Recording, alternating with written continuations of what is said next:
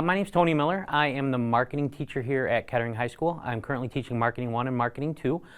It's one of many of our CTE classes here at Kettering. Right now you're standing in the school store. This is basically the lab for our marketing program. So throughout the day you'll see Marketing 1 and Marketing 2 students in here. During lunch we're open. Marketing 2 students run the store.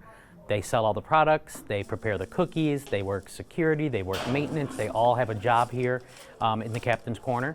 This gives the kids a hands-on experience. They're working with current industry standard stuff. Our point of sale system is the Square Register. We have a mobile app that goes with it too.